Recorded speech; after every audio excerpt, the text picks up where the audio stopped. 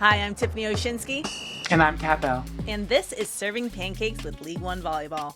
The inaugural Love season is finally here. Each episode will be going over the matches from the week to keep you up to date on everything League One Volleyball. Then stick around after the analysis for interviews with some amazing people in and around the sport. For today's episode, we're just going to break down Week 8 and look ahead to Week 9. So how are you doing today, Khat? Doing good. Long travel day. You know, we were in Madison this past weekend and got back around 9 a.m. to back in Dallas. So travel day was kind of long, but feeling good. Feeling really good. All right. Well, you ready to get into it? Let's get into it. Let's do it. All right. Let's start with Love Houston's homecoming. That was spoiled thanks to a sweep by Love Salt Lake, 25-17, 25-21, 25-21. Houston had been on the road for 6 weeks, so I'm pretty sure this is probably not how they wanted to come out on the court. Now, they were without their opposites, Jordan Thompson, who has been absolutely on fire lately, and Grace Froling, as well as middle Rafaela Foley. Now, missing key players like that can throw a game plan off, but, you know, everyone's practicing together. They're in the same gym. They have the same coach. So what was Houston unable to do Thursday night that they have been able to do previously? You know, I think like all games, Salt Lake and other teams are just starting to mesh well right now. You know, we're coming towards the end of the season and towards that big major tournament. So I think Houston, without JT, she's a strong part that's missing, but they have so many different competitors on their team. They can absolutely withstand that storm. But Salt Lake just came out on fire that night. Yeah, and one of the things that they did really well was block, and they outblocked Houston 12-4. Middle Tori Dixon leading the team with 5. So talk to me for a second about some technical stuff. How are you reading the setters and hitters to make sure that you're in proper position to block and get? Well, that depends on like who you're reading. Like Lauren Carlini's kind of hard to read. Micah Hancock is also kind of hard to read. Reading just kind of happens amongst the floor where the ball is. We talk about zones, you know, as an opposite hitter, if the middle's anywhere between, you know, a push 1 and the 3, or the gap, we like to call it, that's kind of my zone, and I have to take care of either her or the outside hitter in front of me. But once that middle's out of my zone, my only focus is my player in front of me, and that's that. I think it kind of goes on both pins, depending on what's happening. But even right now, as you can tell, last night, Madison was running a few inside rip balls on us. So you can quickly lose track of that pin hitter when that middle is still loading up your zone. So keeping your head on the swivel for sure. All right, talk to me about outside Ronnie Jones-Perry. She earned Player of the Match honors thanks to her 12 kills, 8 digs, 1 block, and an ace. We've heard her name throughout the season, so what did she do in this match to help Salt Lake with the sweep? Hey, being Ronnie, all these games coming up, she's been on freaking fire, you know? So being consistent and being that go-to player for her team has been a strong advantage for Salt Lake. And then just combining with her, like, Ronnie has been a force to be reckoned with for sure. And she's got amazing arms. Yeah. What about my arms? Yeah, like that. All right, well, let's move on to Omaha Madison. It was 6 weeks since Houston played at home, and Friday marked 6 weeks since Love Madison last won a match. But that all changed after they beat Omaha in 4 sets, 18-25, 25-22, 25-16, 25-21. And the win was led by 2-time Olympic medalist opposite Annie Drews Schumacher. She had 23 kills, 3 aces, 2 blocks, 6 digs. Easily her best match all season so far. Where has this southpaw been? You know, man. You know, Annie was saying she's having shoulder issues, but whatever she's doing, it's working. Like, she came out swinging 2 nights ago. So, you know, also I think Madison's finding a great balance within the team. Jennifer Janetsky, she's doing a great job for them, just being consistent as well as another setter, Lauren Carlini. You have Lauren Carlini, you can pretty much do anything. But having Annie as an addition to that is definitely a game changer. Now, this match saw some ridiculous rallies. You know, I actually was looking. I was like, I wish Love had stats for the length of rallies because I would love to see where the best ones and the longest ones are. But, you know, I mean, this is what makes volleyball so much fun, right? I know what it's like to play in long rallies, but the level of play that I'm doing is much lower than the professional level that you ladies are playing. So talk to me about what it's like during and after those rallies. You know, a rally can go for a short period of time, hardcore volleyball, or a long period of time, even more hardcore volleyball. It's just a marathon you really can't prepare for. You don't know how long it's going to be for. You just know those few bursts of moments of space and time. You got to go as hard as you can and just hope to win that point. So being in those rallies are very, very tough. For sure, very tough. Yeah, and then there was that one rally in this match with Lexi Rodriguez getting 4 digs in the whole thing and Omaha ending up getting the point. It was just absolutely insane. Lexi is so fun to watch. They serve her right away, no problem. Dime pass. Another dig, this time by Rodriguez as well. A third time. Again, it's Rodriguez.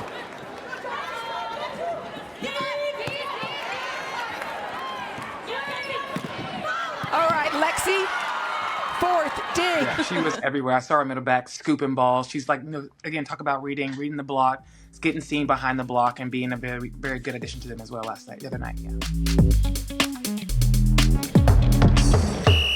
All right, I also want to give a shout out to setter Lauren Carlini, who turned 30 the same day that Welcome they got to their the club. W. Let's go.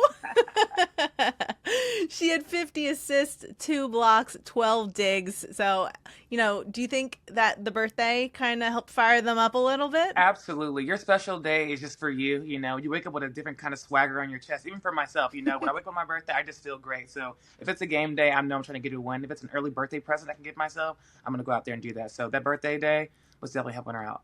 For sure. All right, moving to Saturday's doubleheader, we'll start with Love Atlanta's 5-set reverse sweep over Omaha, 21-25, 25-27, 25-19, 25-23, 15-12. Great turnaround for Atlanta to come back and show why they're at the top of the standings right now. What did they do to turn it around after that second set? I think just using their bench, Jessica Rivera came in and did some good things for them. Gia came in and did some good things for them. Atlanta's going to be Atlanta like always. I think they did a really good job as far as like flustering Omaha. There were some broken plays between Jordan and the bro, kind of Justine going into it a little bit, miscommunication plays. I feel like even out of system, they felt like they were in system. They were getting a lot of good balls, touches off the block, and keeping offense going. So it was a really fun game to watch and to see them come back and win. Well, let's talk about Gia Day for a second. She came in off the bench after those first 2 sets, really helped Atlanta. She actually led the team with 15 kills after she got in. What does Gia bring to the court? I am a Gia Day fan. Like, Gia is I'm a Korean vet. We play both in Korea. She's a Korean vet, and it's a certain type of grit you have to be able to come off the bench and do what you're supposed to do, create longevity and points, and be able to go out there and make a difference. So being in Korea, you get a lot of practice of doing that, and I'm so happy to see her to bring that part of her game into Love, actually. Love it. Magda Helorava made a name for herself in this match. 9 blocks for the middle from Czechia. More than double, actually, what she's accumulated all season so far. She also had a season-high 12 kills while hitting .474. Talk to me about Magda and what she did in this match. Yeah, Magda's not getting the love she should be getting. You hear a lot about the offensive middle blockers around the league, and Magda's not a name you hear most often, but she's definitely a player to be on the lookout for. She's been playing a lot of good games coming up. She's got a lot of good stretching amongst the games that have been in her pocket so far, and coming up with 12 blocks and being a big part of the defense, that's huge. So shout out to her for sure. Mm-hmm. In the last match of the weekend, Love Madison must have been riding high after their win on Friday because they swept your team. Love Austin. Sorry, Khat. Every week. 25-22, 25-21, 25-17. So what was Madison doing right in that match? Everything. Being on the receiving end of that butt whooping. Let's just look at what's in front of us. You have Annie Drews is going off. You have Stevie who's going off in the middle. You have Jennifer going off, is going on the outside, and as a blocker and as a defensive team, you want to be able to slow down someone, and being able to slow down Annie Drews is very, very difficult, almost near impossible, So you have to take your losses where they are and have to, focus more on people you can kind of slow down. And I don't think we did a good job trying to touch a lot of balls and slow down, other positions. So with that off balance, you get a lot of success attacking wise from the other team, and that's definitely got us in the long run for sure. What are you guys looking to do to improve into next week? It's honestly almost feels like we're starting over.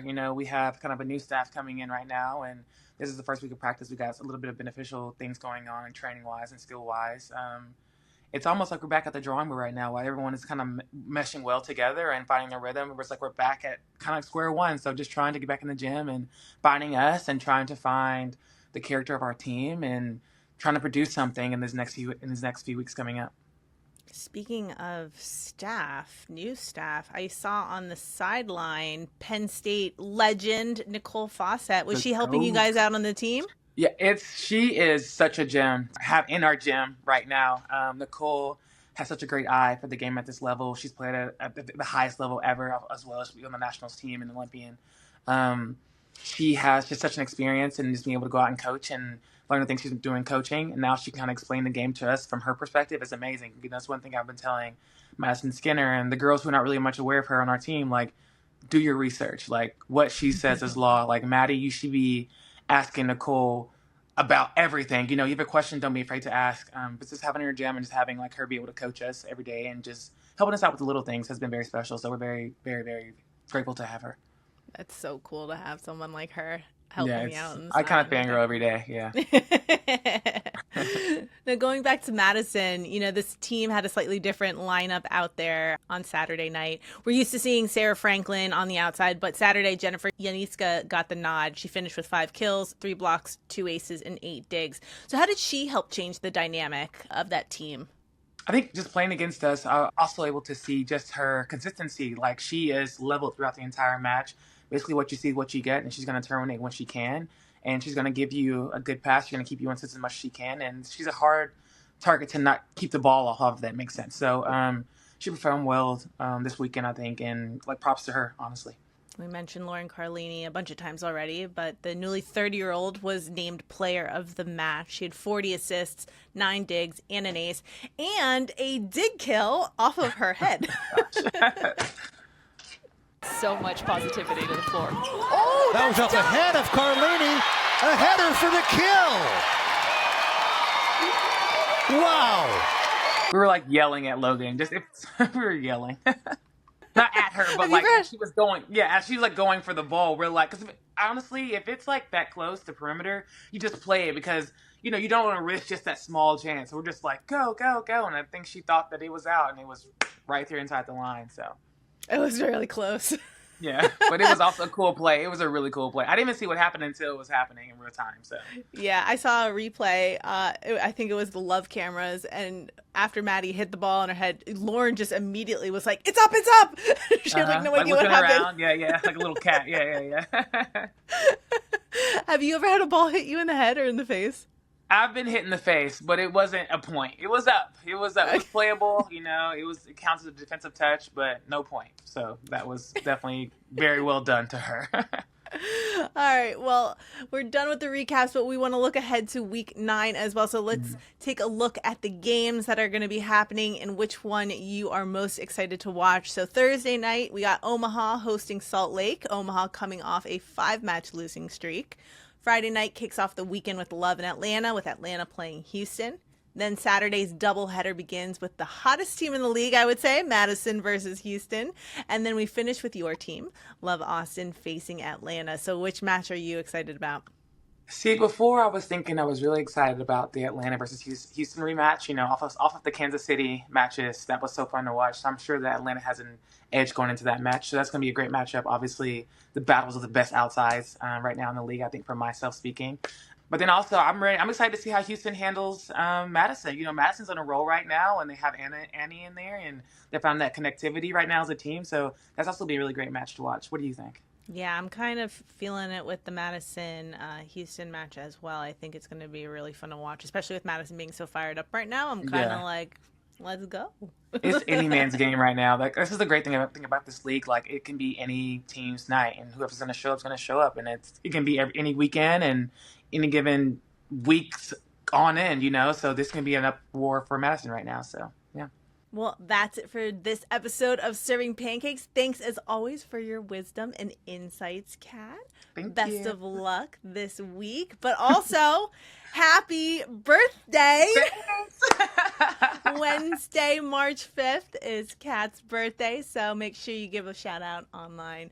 And if you see her next week in Thank Atlanta. you, guys. Thanks. Shout out to all the Pisces. Let's go. Yeah. Thanks for watching Serving Pancakes. Don't forget to subscribe and hit the like button. You can also listen to the podcast version on the iHeartRadio app or wherever you get your podcasts.